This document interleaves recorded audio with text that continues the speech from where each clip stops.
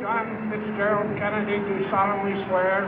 I, John Fitzgerald Kennedy, do solemnly swear. That you will faithfully execute the office of President of the United States. That I will faithfully execute the office of President of the United States. And will, to the best of your ability. And will, to the best of my ability. Preserve, protect, and defend the Constitution of the United States. Preserve, protect, and defend the Constitution of the United States. So help you God. So help me God.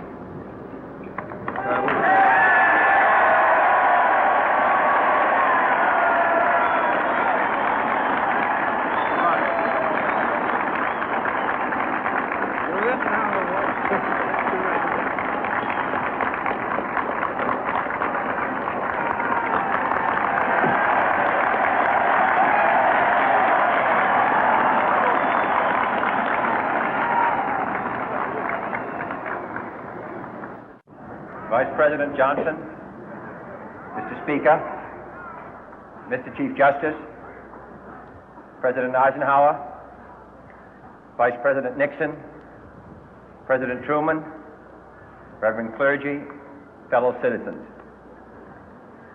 We observe today not a victory of party, but a celebration of freedom, symbolizing an end as well as a beginning, signifying renewal as well as change.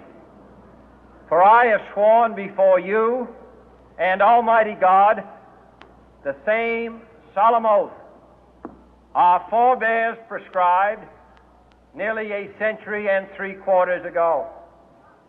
The world is very different now, for man holds in his mortal hands the power to abolish all forms of human poverty and all forms of human life. And yet the same revolutionary beliefs for which our forebears fought are still at issue around the globe.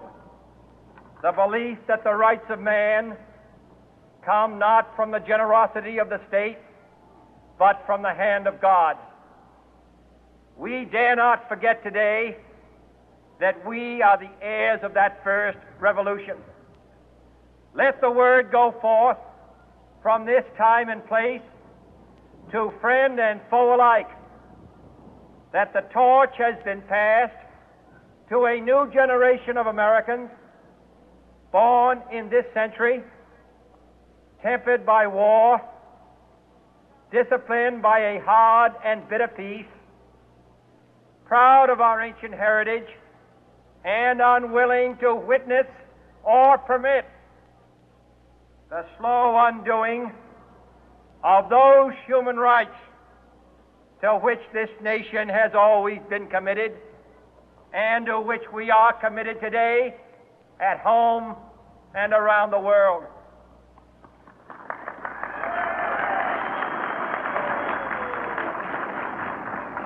Let every nation know, whether it wishes us well or ill, that we shall pay any price, bear any burden, meet any hardship, support any friend, oppose any foe to assure the survival and the success of liberty.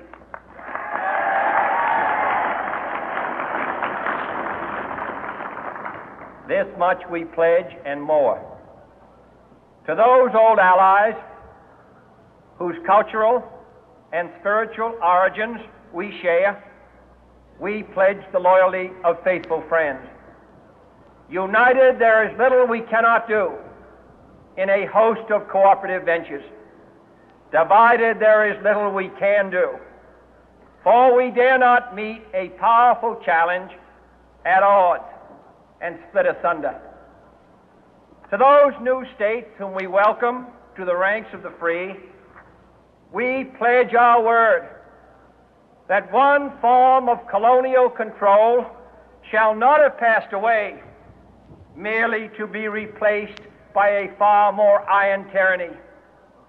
We shall not always expect to find them supporting our view, but we shall always hope to find them strongly supporting their own freedom, and to remember that in the past, those who foolishly sought power by riding the back of the tiger ended up inside.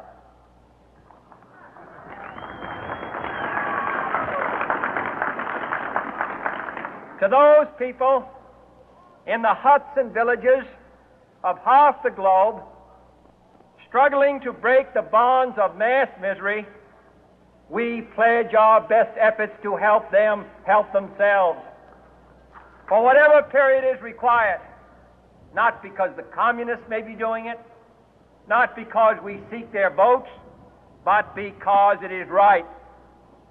If a free society cannot help the many who are poor, it cannot save the few who are rich.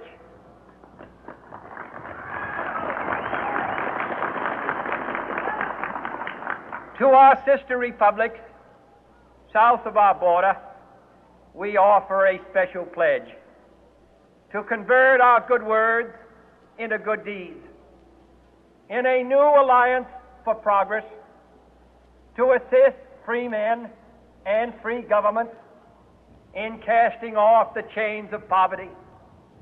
But this peaceful revolution of hope cannot become the prey of hostile powers. Let all our neighbors know that we shall join with them to oppose aggression or subversion anywhere in the Americas. And let every other power know that this hemisphere intends to remain the master of its own house.